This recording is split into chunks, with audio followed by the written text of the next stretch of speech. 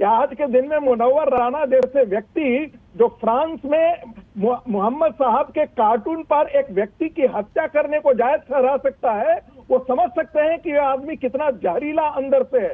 ये समझा जा सकता है शाहीन बाग जैसे मुद्दे पर यह आदमी कितनी कट्टरता की बात कर रहा था।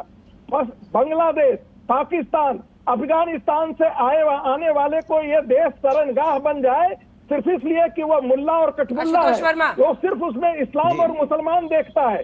इसलिए ये आदमी निश्चित तौर पर, यही तो मुझे तो लगता है कि वाकई में अभी दूर की बात नहीं है, जोगी जी के आने की इंतजार नहीं करनी चाहिए। हम अपने दर्शकों को बता दें कि हमने मुनव्वर राणा को भी इनवाइट किया था इस शो में। उनकी बेटी ने भी कहा था कि वो वक्त कुछ देर पहले कि वो आएंगी हमारे साथ, लेकिन अब बताया जा रहा है कि फौजिया राणा ने शो में आने से इनकार कर दिया है, वरना वो खुद आती और डिफेंड करती। कोई भी बहस का यही अर्थ होता है कि सामने आकर अपना पक्ष रखा जाए। अभी भी वक्त है, अगर उनको आकर अपना पक्ष रखना है तो रखना चाहिए सामने में, क्योंकि आप डायरेक्टली उनको टारगेट कर रहे हैं। लेकिन आप वर्मा साहब जरा बताइए क्या हाल है एसपी का इस पूरे मामले में? टारगेट नहीं कर रहा हूँ अंजना जी। अंजना जी, मैं अपनी बात की शुरुआत करने से पहले, कहाँ टारगेट और मानसिकता को मैं टारगेट कर रहा हूँ। मैं अपनी बात की शुरुआत करने से पहले मुनव्वर राणा जी का एक शेर याद दिलाता हूँ कि तो अब इस गांव से रिश्ता खत्म होता है हमारा। ठीक है, सुनिए, आप सुनिए, फिर आंखें खोल, सुनिए मिस्टर रागी, सुनिए, बोलिए मिस्टर, सुन लीजिए रागी साहब, सुन लीजिए, बोलिए मिस्टर वर्मा। तो अब इस गांव से रिश्ता हमारा खत्म होता है, फिर आंखें खोल ली जाएं कि सपना खत्म होता है। आप भी शायर हो चले, मुनव्वर राणा को पढ़ रहे हैं। मैं उन्हीं की शायरी से बात को शुरुआत कर रहा हूँ कि ये वाकई ये सपना खत्म होगा। और जिस तरीके से दमनकारी सरकार उत्तर प्रदेश में जो एक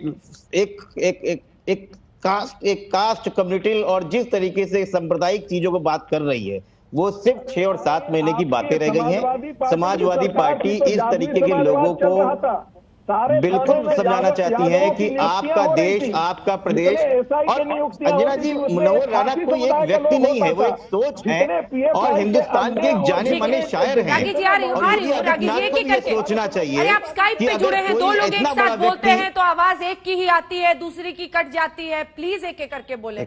आपने अपनी बात कह ली है, वर्मा जी बात पूरी करें, फिर मैं आ रही हूँ जवाब।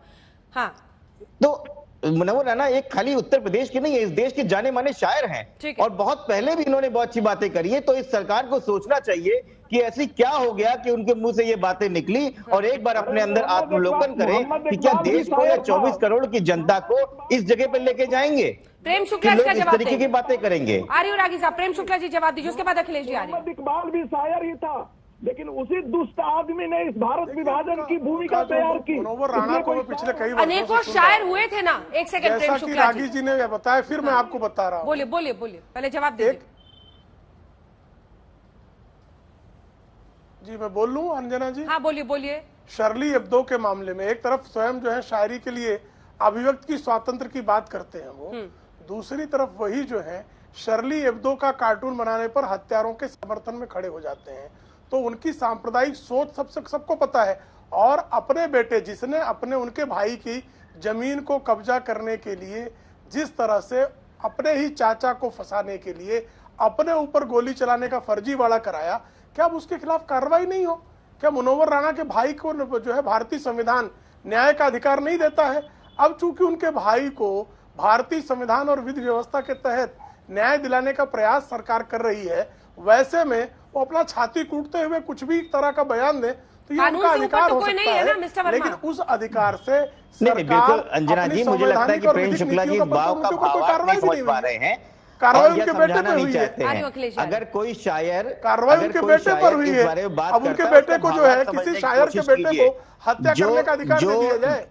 सुन लीजिए, अरे सुनने तो करिए भैया। आपसे बहुत विनम्रता पूर्वक पूछता हूँ, क्या शायरों के बेटों को जो लीगल एक्शन पुलिस को लेना होगा वो लेगा, जो लीगल एक्शन पुलिस को लेना होगा लेगा, लेकिन उस शायर को समझिए वो किस वजह से ये बात को बोल रहा है। अगर आप ये समझ जाएंगे तो शायद इस देश का शायर, इस देश का हर आदमी जो माइनॉरिटीज में आता है, वो अपने आप को इस बारे में नहीं कहेगा कि हमको अपनी जगह छोड़नी पड़ेगी। ये समझिए, सरकार चला रहे हो, अपराध करने का लाइसेंस मत करो। ये देश आपसे बहुत आशा रख के आपको वोट दिया है। इस 24 करोड़ की जनता का सम्मान करना सीखो प्रेम शुक्ला जी। ये जो आप करना चाह रहे हो, ये हिंदुस्तान की अस्मिता को चोट है, आप गलत कर रहे हो।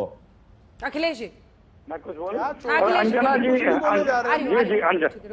अंजना जी बार बार ये कहा जा रहा है कि कानून अपना काम करेगा, कानून को काम करने, निश्चित रूप से कानून को काम करना चाहिए। कानून के रास्ते में जब बीजेपी के लोग आ जाते हैं तो ये कहते हैं कानून नहीं काम करेगा, हम अपना मुकदमा वापस लेंगे। अपने और अपनों पर से जो अपराधी हैं, खूंखार अपराधी, 20,000 अपराधियों पर से खुद मुकदमे वापस लेते हैं, तब ये नहीं कहते कानून अपना काम करेगा। तब कहते हैं हमारे मुकदमे हमें वापस कर दो, वरना मुझे तो तिहाड़ में बंद रहना पड़ेगा। तब ये भूल जाते हैं कानून को अपना काम करने से। उसी चीज बार बार ये असहमति और कहते हैं कि वो कहते हैं कि हम प्रदेश छोड़ देंगे, वो कर देंगे। अरे भाई बीजेपी किस मुंह से कहती है? सुषमा स्वराज जी का बयान भूल गए क्या बीजेपी के लोग? क्या कहा था उन्होंने? लीडर अपोजिशन सोनिया जी के लिए कहा था कि अगर ये पीएम बन गए तो हम बाल मुड़वा लेंगे। ये क्या लोकतंत्र की मर्यादा के अनुरूप जो लीडर अपोजिशन था उस वक्त ये बयान इतनी बड़ी पार्टी के लीडर को, वो भी महिला को, देना शोभामान है क्या? और आज यहाँ बैठ के ज्ञान दे रहे हैं।